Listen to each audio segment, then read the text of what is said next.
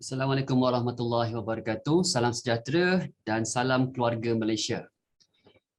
Baik, bersama kita pada pagi ini adalah Puan Suzilawati binti Muhammad Sahrawi, salah seorang panel kita bagi Pocket Talk sempena Minggu Sains Negara merayakan sains menginsankan teknologi bagi tahun 2022. Puan Suzilawati binti Muhammad Sahrawi merupakan seorang pegawai penyelidik di Agensi Nuklear Malaysia.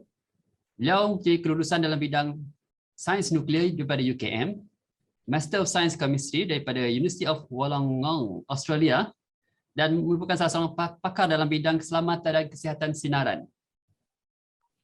Jadi pada pagi ini, beliau akan membawakan kita satu tajuk iaitu Forensik Nuklear, Tahukah Anda?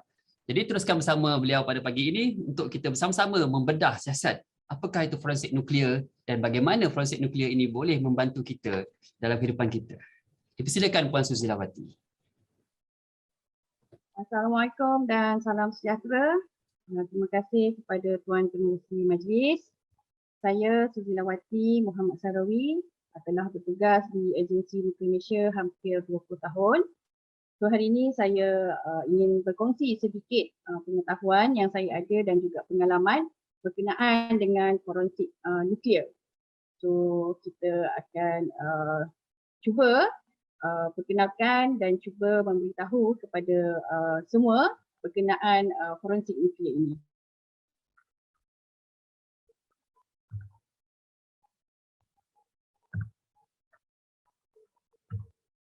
So ini isi kandungan yang akan saya bentangkan. Kita akan lihat sedikit berkenaan dengan pengenalan dan juga kita imbas kembali berkenaan dengan penggunaan teknologi nuklear sama ada di Malaysia dan juga di dunia. So apa itu bahan radioaktif dan juga bahan nuklear yang ada dalam kehidupan kita, dan kita akan lihat pula apa itu forensik nuklear, metodologi yang terlibat dan apakah perbezaan antara forensik nuklear dan juga forensik tradisi kebiasaan ni, dan juga pengkalan data yang terlibat dalam forensik nuklear ini. Dan sedikit kes forensik nuklear yang telah berlaku dan saya akan tutuplah saya punya pembentangan. Sebagai pengenalan, kita telah mengetahui bahawa teknologi nuklear ni telah digunakan dengan meluas di seluruh dunia. Begitu juga di negara kita Malaysia. Dan simbol trifol ini adalah simbol yang digunakan oleh negara kita dan dikuatkuasakan oleh pihak penguatkuasa lah sekiranya menggunakan bahan radioaktif dan juga bahan nuklear di Malaysia, yang mana mempunyai 3 bilah dan berwarna hitam di atas warna kuning. Okay. Penggunaan teknologi nuklear ini sangat meluas dan sangat membantu dan memberi manfaat dalam kehidupan seharian kita. Contohnya dalam bidang industri, kita ada penseran bahan-bahan perubatan, sarung tangan, pijagari dan sebagainya menggunakan sinaran gamma yang dikeluarkan oleh bahan radioaktif yang kita panggil sebagai Cobalt 60. Dan juga kalau dapat lihat di sini adalah berkenaan dengan pengesanan sama ada kebocoran di kawasan pipe-pipe yang terdapat di loji-loji yang besar. Kita juga menggunakan teknologi nuklear. So teknologi nuklear ni sangat meluaslah di bidang dia. Kemudian dalam bidang di kilang-kilang pembuatan kertas juga, bagaimana kita hendak mengetahui ketebalan kertas, kita juga menggunakan teknologi nuklear. Okey. Dan dalam bidang perubatan tidak dapat dinafikan lagi, teknologi nuklear ini sangat-sangat memberi manfaat. Okey. Di mana pesakit akan diinjek ataupun diberi minum ataupun menelan pil yang kita kenali sebagai radiopharmaceutical, dan dia akan memberikan image yang akan dianalisa oleh pegawai fizik, seterusnya membantu pihak doktor melakukan tindakan selanjutnya. Selain daripada itu, mesin X-ray yang digunakan di hospital-hospital itu juga adalah merupakan salah satu teknologi nuklear yang sangat meluas digunakan di seluruh dunia. Dalam bidang keselamatan, teknologi nuklear banyak digunakan di kawasan keluar masuk sepadan negara. Contohnya di airport, pelabuhan-pelabuhan, okey, untuk mengesan kemasukan ataupun orang-orang yang membawa bahan-bahan yang tidak dibenarkan dan tidak sepatutnya dibawa dalam penerbangan. Okey, biasanya menggunakan mesin X-ray lah. Jadi kita dapat melihat gambaran sebenar bahan-bahan yang dibawa oleh penumpang di dalam beg mereka. Di dalam bidang pertanian, biasanya teknologi nuklear digunakan untuk menghasilkan benih-benih baru, variasi-variasi baru. Contohnya seperti yang terbaru pada tahun 2021 di mana dalam bidang penanaman padi, pihak agensi nuklear Malaysia telah berjaya mengeluarkan biji benih padi yang baru di mana petani dapat menghasilkan dan dapat harvest padi tersebut dalam waktu yang singkat berbanding daripada waktu yang dahulu. Okey, selain daripada itu, penggunaan teknologi nuklear juga digunakan dalam bidang penyelidikan. So ini adalah satu-satunya reaktor yang berada di Agensi Nuklear Malaysia dan di Malaysia khasnya yang berkeupayaan dalam 1 megawatt. Biasanya pelajar-pelajar daripada universiti-universiti akan menghantar sampel-sampel kajian mereka ke Agensi Nuklear Malaysia untuk tujuan penyelidikan. Selain daripada itu, teknologi nuklear juga pernah melalui zaman gelap lah. Maksudnya yang memberi kemusnahan kepada kita punya alam sekitar. Okay, di mana teknologi nuklear ini boleh digunakan untuk senjata. Dan perkara ini juga telah menjadi orang kata sebutan ramai di mana teknologi nuklear ni memberi keburukan ya. Contohnya untuk pengeboman di Hiroshima dan juga Nagasaki di Jepun. Dan yang terkini penjanaan teknologi elektrik menggunakan teknologi nuklear sebenarnya bukanlah terbaru teknologi ini tapi dia telah banyak digunakan berpuluh tahun yang lalu oleh negara-negara maju. Tapi belum lagi dilaksanakan di negara kita dan ia dapat menghasilkan tenaga elektrik seperti yang kita gunakan pada masa ini menggunakan arang batu. Okey, cuma bezanya kita gunakan sumber untuk pembakaran tu adalah bahan nuklear. So ini contoh bahan radioaktif. Sebelum kita bercerita berkenaan dengan forensik nuklear, kita perlu mengenal bahan-bahan radioaktif dan juga bahan-bahan nuklear. So bahan-bahan radioaktif ini boleh diperolehi dalam keadaan semula jadi dan juga apabila dia dibuat untuk tujuan-tujuan yang tertentu. Contohnya dekat dalam gambar ni kalau tuan-tuan puan-puan boleh lihat di sini saya ada sertakan gambar peralatan untuk radiografi yang digunakan dalam industri yang mengandungi bahan radioaktif yang dikenali sebagai iradia 192 dan juga gambar yang kedua ini adalah merupakan generator teknisia yang mana menghasilkan bahan radioaktif dipanggil sebagai teknisium 99M yang banyak digunakan dalam bidang perubatan dan biasanya bahan-bahan produk radiofarmaceutical yang dibekalkan, yang digunakan di hospital-hospital akan berbentuk seperti ini dan mempunyai lambang sinaran untuk memberitahu bahawa bahan tersebut adalah bahan radioaktif. Banyak lagi bahan-bahan radiofarmaceutical lain menggunakan bahan radioaktif yang lain seperti iodine 131 digunakan dengan meluas dalam hospital di negara kita. Selain daripada bahan radioaktif, kita ada bahan nuklear yang mana sangat pengeluarannya, penghasilannya, penggunaannya dikawal selia oleh pihak yang berkuasa di peringkat antarabangsa dan juga di peringkat kebangsaan iaitu uranium dan juga plutonium yang digunakan dalam reaktor nuklear untuk menghasilkan tenaga elektrik.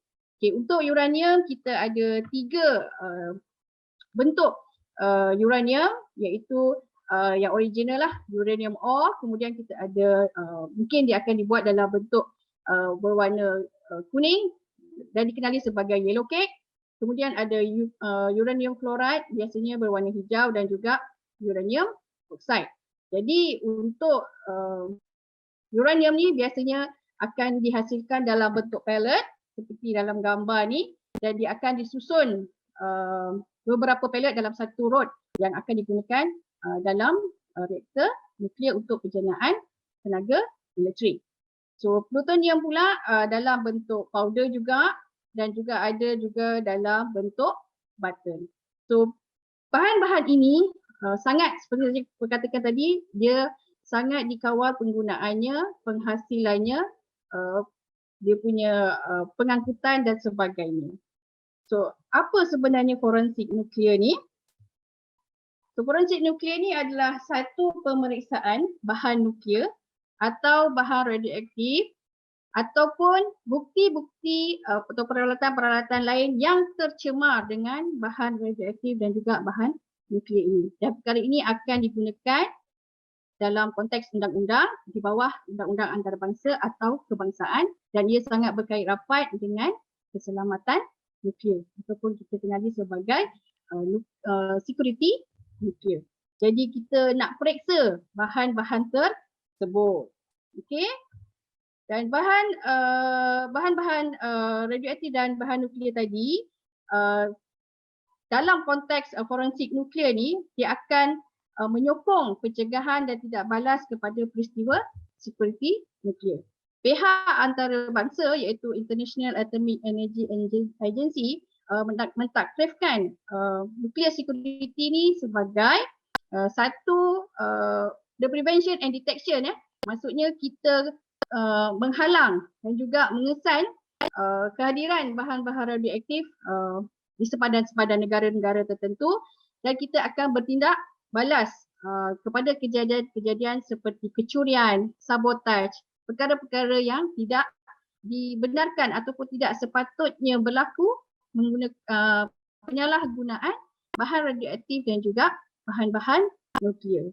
So benda ni sangat terkawal, jadi kita perlu memastikan perkara ini terus terkawal sampai bila-bila. So ini ada gambar daripada pihak IAEA di mana salah satu contoh malicious act, perkara yang tidak sepatutnya dilakukan adalah meletakkan bahan radioaktif ataupun bahan nuklear di tempat awam, iaitu di tempat yang tidak sepatutnya lah, dan dia punya kesan akan memberi pendedahan yang tidak sepatutnya kepada orang awam dan juga mereka-mereka yang tak sepatutnya mendapat dedahan tersebut. Okay. Antara metodologi forensik nuklear ni, dia melibatkan pelbagai bidang dan sangat komprehensif. Jadi dia bidang-bidang yang sangat terlibat dalam kes forensik nuklear ni adalah seperti kimia analisis, kejuruteraan nuklear, sains bahan, statistik, sometimes geologi dan sebagainya. Jadi metodologi forensik nuklear ni kita nak mencari jawapan yang sangat komprehensif dengan mengkategorikan dan juga membuat pencirian ke atas bahan nuklear dan juga bahan radioaktif tersebut. So bagaimana sebenarnya forensik nuklear ni sangat membantu dan menyokong kejadian security nuklear? Okay, dia ada melibatkan 3 proses yang utama, iaitu pengumpulan bahan bukti, maksudnya bahan nuklear ataupun bahan radioaktif tersebut, ataupun peralatan-peralatan bahan-bahan lain yang tercemar dengan bahan radioaktif dan juga bahan nuklear tersebut. Seterusnya, selepas bahan bukti tersebut telah dijumpai, dikumpulkan, bahan-bahan tersebut ataupun kita kenali sebagai bahan bukti perlu diangkut menggunakan pengangkutan yang betul, cara pengangkutan dan sebagainya ke makmal-makmal untuk dianalisa. Okay, dalam makmal ni terpulang ataupun bergantung kepada pihak berkuasa apa yang dikehendaki oleh pihak-pihak makmal. Jadi pihak-pihak makmal akan membuat pemeriksaan dan analisa di dalam makmal bergantung kepada keperluan perundangan tersebut.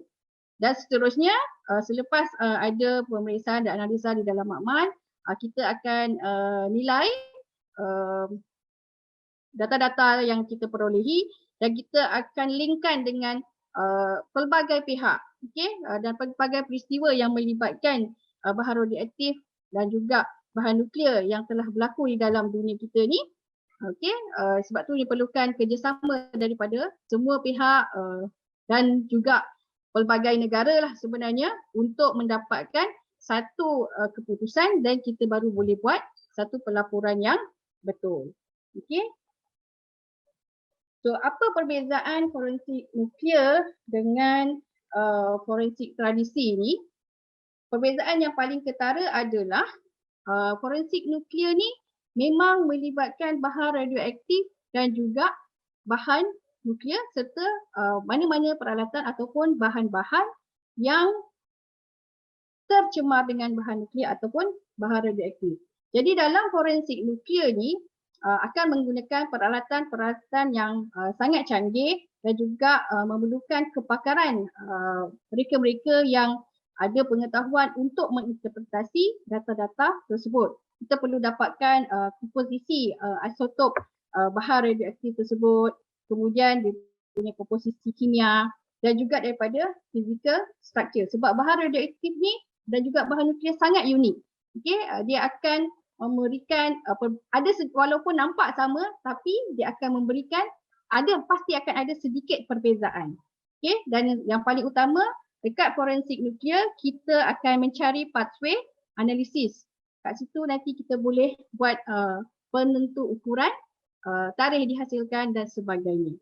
Dan pada forensik yang tradisi biasanya kita akan buat pengecaman cap jari, genetik marker yang melibatkan kebakaran, letupan dan sebagainya. Dan sepatutnya tak ada berkenaan dengan bahan nuklear dan juga bahan radioaktif. So forensik nuklear ni dia perlu menjawab persoalan-persoalan tersebut. Okey? Dan biasanya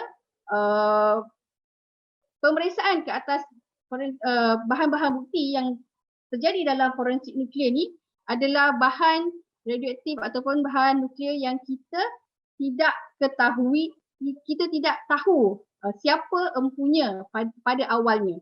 Jadi kita nak pastikan bahan tu apa. Kalau betul bahan nuklear, then bahan tu apa? Uranium ke plutonium? So semakin dalam pula lagi. Kalau uranium tadi saya cakap ada 3 jenis kan. Sama ada yang warna hijau ke, yang warna kuning ke ataupun yang uranium oxide. So bagaimana dihasilkan? Bagaimana ni? Sebab ada teknologi negara-negara tertentu, negara-negara pengeluar ya, maksudnya untuk yang bahan nuklear, dia mempunyai teknologi-teknologi yang berbeza untuk menghasilkan bahan nuklear tersebut. Dan kita perlu dapatkan tarikh bila penghasilan bahan nuklear ataupun bahan radioaktif tersebut. So kalau siapa yang biasa bekerja dengan bahan radioaktif ataupun bahan nuklear, masa sampai ke sesuatu negara, dia punya sijil tu dia dah tulis dah. Okey, bila dihasilkan, berapa aktiviti dan sebagainya. Jadi untuk dalam forensik nuklear ni, sebab kita tak tahu, kita jumpa kan benda tu kat mana-mana ataupun dibawa oleh orang-orang yang tidak sepatutnya. Jadi kita nak cari jawapan kepada perkara-perkara tersebut. And then di mana dia dihasilkan? Sebab ada beberapa sahaja negara pengeluar untuk bahan nuklear ni dan juga bahan radioaktif. Tak semua negara menjadi negara pengeluar. Dan kenapa dia bahan tersebut dihasilkanlah untuk tujuan apa? Untuk tujuan industri ke, untuk tujuan penggunaan dalam reaktor ke, untuk tujuan perubatan dan sebagainya. So kita akan cuba untuk menjawab soalan-soalan asas seperti ini, di mana ia akan menyumbang kepada seperti saya cakap tadi, bahan nuklear dan bahan radioaktif ni sangat unik dan sangat dikawal penggunaan dan penghasilannya. Kita akan contribute kepada signature. Signature ni lah yang kita nak kenal pasti dan kita boleh kaitkan dengan menjawab persoalan-persoalan tersebut. Okey, dan ini adalah tipikal ataupun kebiasaan ya, teknik-teknik yang digunakan dalam forensik nuklear. Biasanya untuk bahagian radiologi, teknik radiologi, kita akan cuba menjawab berapa aktiviti bahan tersebut pada waktu kita analisa. okey, berapa kadar dos yang mana kita boleh estimate dos kepada orang awam dan juga alam sekitar ni sangat tinggi ataupun tidak dan sebagainya. Okey, dan juga ada tak berlakunya cemaran kepada benda-benda yang lain lah. Okey, semuanya kita akan dapat dan information berkenaan dengan kesan-kesan radiologi ni, so kita boleh ambil precaution lah, sebab kita kena hantar untuk ujian-ujian di dalam makmal-makmal yang lain dan seterusnya. Sebab cara untuk mengendalikan bahan nuklear adalah lebih lagi, dia punya keperluan untuk keselamatan adalah lebih lagi daripada bahan radioaktif, kerana bahan nuklear ni mempunyai tenaga yang lebih tinggi, mempunyai orang kata jangka hayat yang lebih panjang dan sebagainya. Okey, yang kedua biasanya kita akan tengok keadaan fizikal bahan tersebut, okey, melalui penglihatan, okey, dan kita mungkin perlu buat penimbangan dan sebagainya. Okey, biasanya dalam makmal memang kita akan ambil gambar, okey, timbang berat sekiranya boleh ditimbang, dan daripada situ kita boleh buat microstructure dan juga komposisi elemental bahan-bahan tersebut lah. Okey, ini melalui physical characterization. Dan kadang-kadang forensik nuklear ni juga dia akan bergabung dengan forensik tradisi. Macam saya cakap tadi, kita mungkin akan perlukan pengecaman cap jari melalui bahan-bahan tersebut. Ya, so maksudnya kita combine lah, bukannya forensik nuklear ni berdiri sendiri. Tak, ada masa mungkin dia memerlukan juga traditional forensik.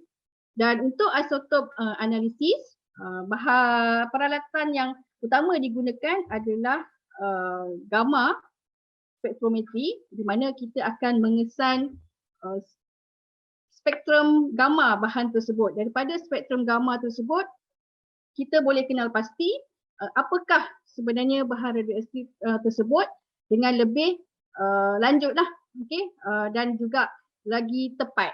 Okey, seterusnya sekiranya perlu kita akan pergi kepada bahan-bahan kimia yang lain yang terdapat dalam bahan radioaktif tersebut. Maksudnya adakah bahan tersebut memang so-called pure bahan radioaktif ataupun bahan nuklear sahaja tanpa ada bahan kimia yang lain, ataupun berapa persen kandungan bahan radioaktif dan juga bahan nuklear dalam sesuatu bahan bukti tersebut. So ini adalah yang tipikal lah, yang kebiasaan asas dalam pemeriksaan forensik nuklear.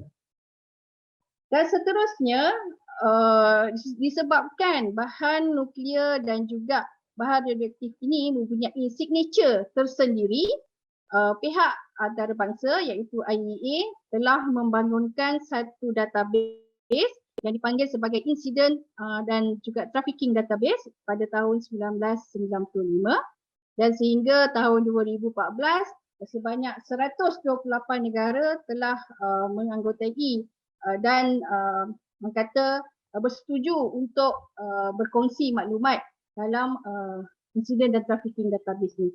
Dia database ini membantu anggota negara-negara yang join untuk mendapatkan maklumat berkenaan insiden-insiden yang berlaku di seluruh dunia lah. Maksudnya boleh cross check, share information daripada negara-negara lain.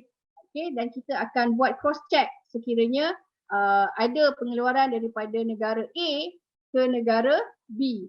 Betul tak daripada negara A sampai ke negara B, ataupun dia singgah transit sekejap dekat negara lain dan sebagainya. So daripada database inilah negara-negara yang terlibat dan join dalam this one untuk mendapatkan maklumat-maklumat yang mereka perlukan. Seterusnya berkenaan dengan pengkalan data lagi, pihak antarabangsa ada menyarankan setiap negara mempunyai perpustakaan forensik nuklear kebangsaan ataupun dikenali sebagai National Nuclear Forensic Library lah. Okey, di mana perkara ini melibatkan semua bahan radioaktif dan juga bahan nuklear di dalam simpanan negara masing-masing dan mengumpul semua data-data yang berkaitan ya dalam simpanan dengan cara yang teratur lah. Dan dia bukan saja sekadar simpan nama tapi banyak lagi maklumat-maklumat lanjut seperti pencirian bila dihasilkan bahan radioaktif tu, siapa yang hasilkan, umur dia berapa, dos dia berapa dan sebagainya, dan dikawal oleh satu-satu negara. Dan ini misal penyaranan ini sangat membantu sebenarnya dalam konteks security nuklear, di mana kita boleh mengesan mungkinnya adanya penyelewengan ataupun pemerdagangan bahan radioaktif ataupun dikeluarkan daripada satu-satu negara tanpa kebenaran. So kita boleh buat cross check lah daripada data library tersebut. So ini adalah kes-kes forensik nuklear yang telah dilaporkan setakat tahun 2018.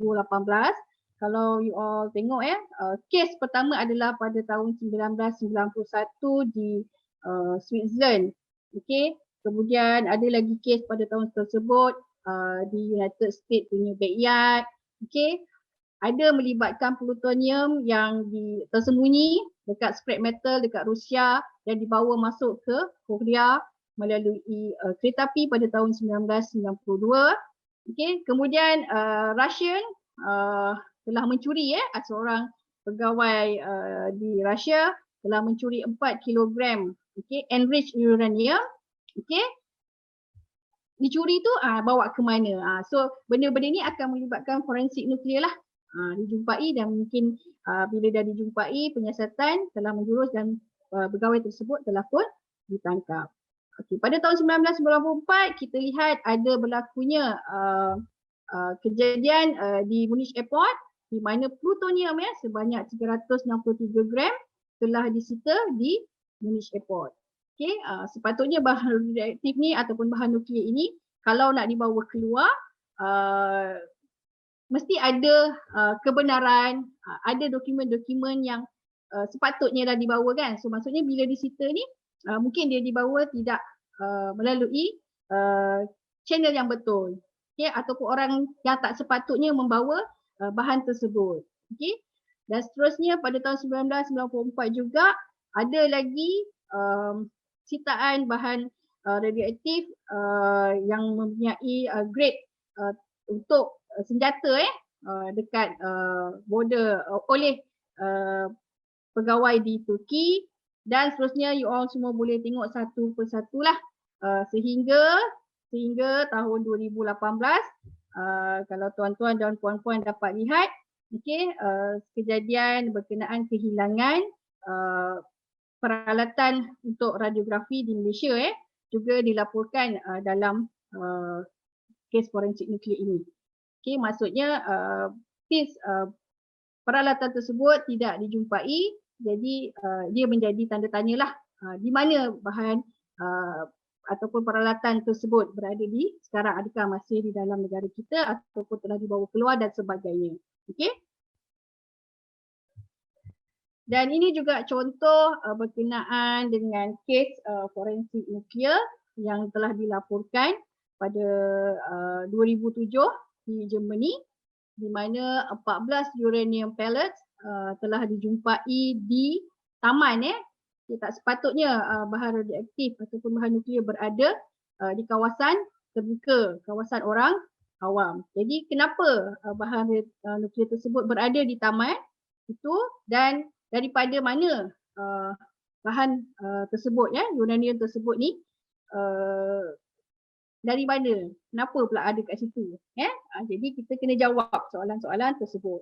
So satu makmal di Germany telah dipertanggungjawabkan untuk membuat penyiasatan ke atas kes ini dan melalui komposisi isotop pemeriksaan komposisi isotop. So ini keputusan yang dikeluarkan oleh pihak makmal menggunakan peralatan yang dikenali sebagai TIMS.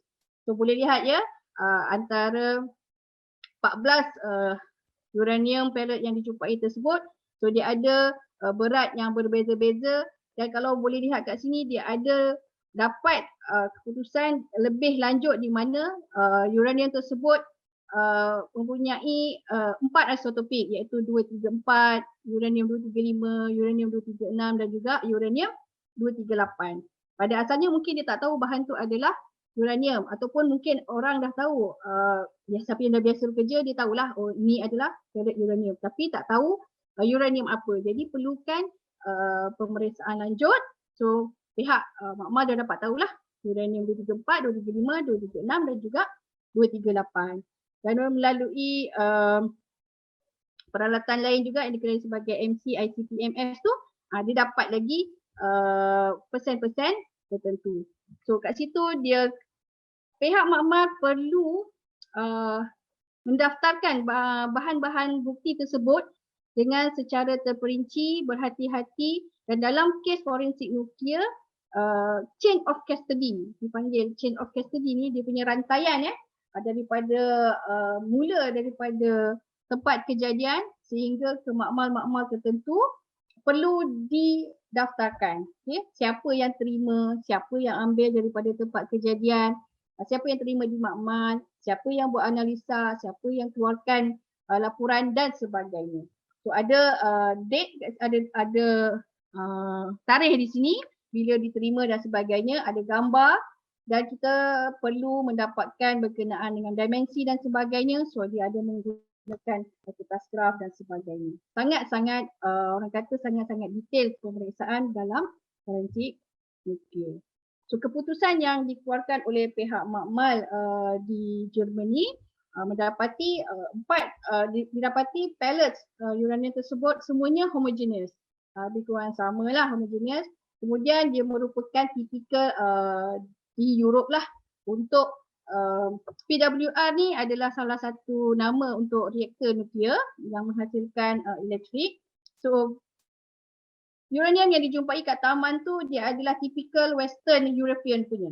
Okay, so mereka boleh mengeluarkan, boleh cakap okay ini bukan Russia punya, ini adalah keluaran di Europe sahaja. So kita dah tolak lah Russia punya pellet. Sampai to that extent lah kita nak dapatkan jawapan. So kita kena exclude Russia. So dah tak perlu dah nak tengok ataupun nak dapatkan data daripada Russia. So benda ni melupakan, dan akhirnya mereka dapat buat juga untuk terukuran tarikh di mana pellet tersebut dikeluarkan daripada dekat Europe sahaja. Okay, pengeluar dia of course masih di Europe dan backdated pada tarikh 1991. Dijumpai pada tahun 2007. Tetapi dalam kes ini pihak IAEA tidak memberitahulah kes selanjutnya. Maksudnya tak bagi tahu siapa yang ditangkap ke, siapa yang terlibat ke. Dia tidak, pihak IAEA tidak mendedahkan perkara tersebut. Cuma dalam konteks forensik nuklear, jadi jawapan kepada persoalan-persoalan tadi telah dapat dijawablah. Okey, terutamanya negara pengeluar dan juga tarikh pengeluar tersebut. Kenapa penting kita tahu berkenaan dengan tarikh pengeluaran? So kita boleh buat pengiraan semula berapa dos yang dikeluarkan pada masa tersebut dan pada waktu dijumpai dan sehingga tarikh pemeriksaan laporan dikeluarkan dan sebagainya. So bagaimana forensik nuklear ni dekat Malaysia, terutamanya di Agensi Nuklear Malaysia. Okay, pada tahun 2016, pihak Agensi Nuklear Malaysia telah pun menerima misi pakar daripada pihak antarabangsa iaitu IAEA untuk melihat dan juga membangunkan keupayaan forensik nuklear, terutamanya di Agensi Nuklear Malaysia. Jadi melalui misi pakar tersebut, kita telah membuat lawatan ke Polis Diraja Malaysia punya makmal, okay, Jabatan Kimia, okay, dan pihak pakar telah mengeluarkan laporan lah dan mengenal pasti makmal-makmal serta peralatan-peralatan yang ada di Agensi Nuklear Malaysia yang boleh digunakan untuk forensik nuklear ini. Dalam waktu yang sama, Agensi Nuklear Malaysia juga telah membangunkan kepakaran ataupun keupayaan dalam sumber manusia di mana beberapa pegawai di Agensi Nuklear Malaysia telah dihantar latihan secara khusus ataupun sangkutan jangka panjang di beberapa negara seperti Hungary, US, Korea, Jerman dan sebagainya.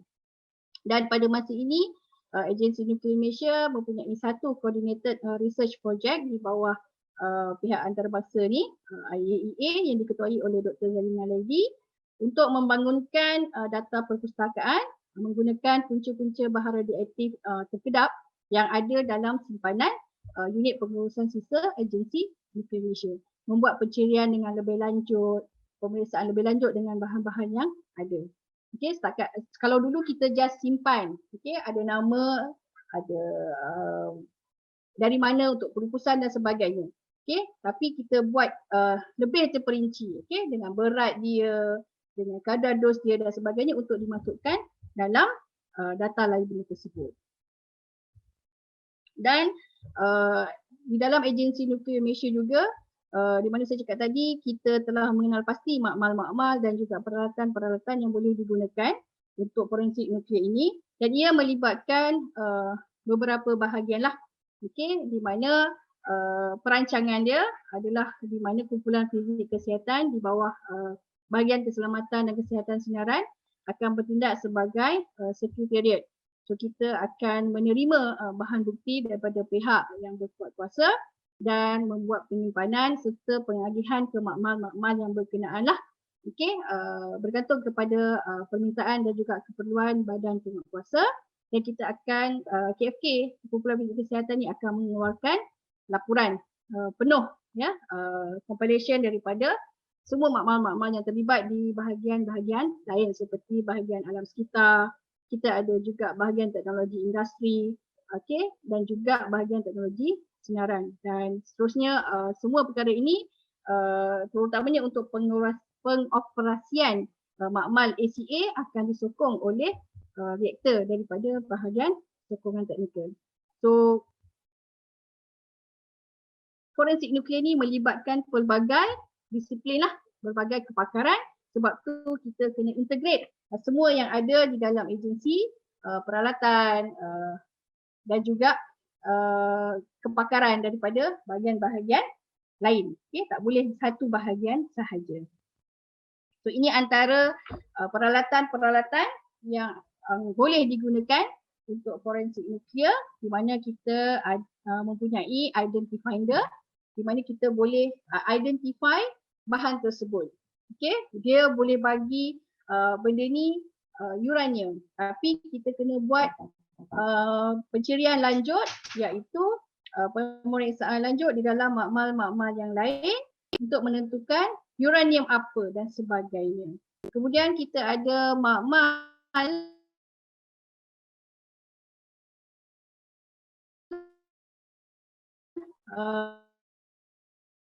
yang dilengkapi dengan dan mendapat buat masa ini makmal ini menerima banyak sampel-sampel daripada industri lah dan membuat ujian berkenaan dengan spektrum gamma. Dan seterusnya juga kita ada peralatan transmission teknologi sinaran yang sangat juga berguna untuk membuat pencirian berkenaan bahan radioaktif dan juga bahan nuklear tersebut.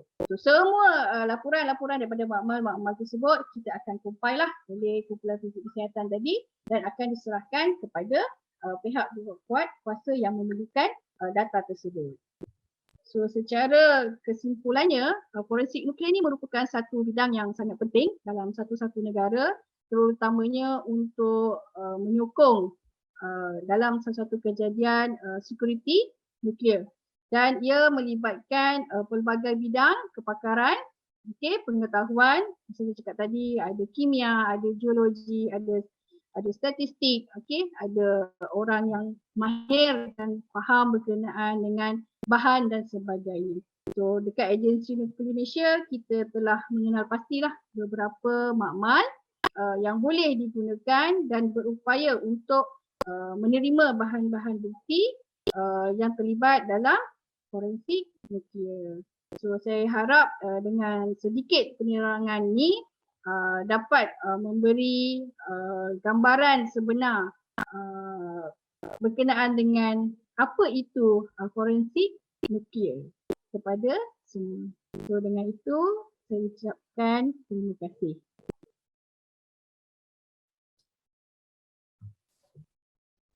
Baik, terima kasih kepada Puan Suzilawati binti Muhammad Sarawi di atas perkongsian mengenai forensik nuklear sebentar tadi.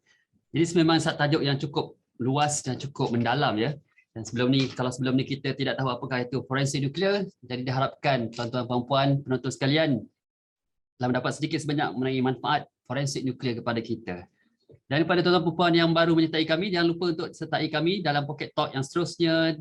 Tajuk yang lain iaitu pengesanan sinaran DIY, mineral di Malaysia, permata atau kaca serta tajuk-tajuk forum lain yang ada sepanjang Minggu Sains Negara berlangsung ini.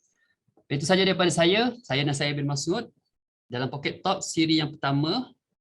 InsyaAllah kita akan berjumpa lagi di masa akan datang. Wabillahi taufiq wal hidayah. Assalamualaikum warahmatullahi wabarakatuh.